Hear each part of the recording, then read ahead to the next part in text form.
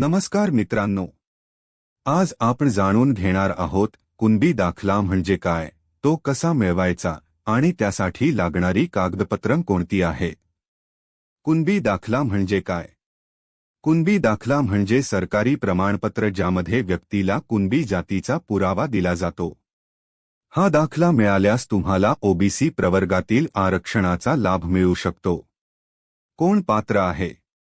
ज्यांच्या पूर्वजांच्या किंवा नातेवाईकांच्या सरकारी नोंदींमध्ये कुणबी कशी नोंद आहे, ते या दाखल्यासाठी पात्र ठरतात. ही नोंद 1950 पूर्वीच्या कागदपत्रांमध्ये असली तर ती अधिक वैध मानली जाते. लागणारी कागदपत्रे. कुणबी दाखला मिळवण्यासाठी खालील कागदपत्रांची आवश्यकता आहे. पहिले, अर्जदाराचा आधार कार्ड. दुसरे, जमिनीचा 7/12 उतारा किंवा पूर्वजांची नोंद. तिसरे, निवासी दाखला. आणि चौथे, शाळेचं प्रमाणपत्र किंवा सरकारी दस्तऐवज ज्यात कुणबी असा उल्लेख आहे. अर्ज कुठे करायचा? कुणबी दाखल्यासाठी तुम्ही आपल्या तालुक्यातील तहसील कार्यालयात अर्ज करू शकता किंवा ऑनलाईन अर्जासाठी कास्ट महाऑनलाईन .in या संकेतस्थळावर भेट द्या.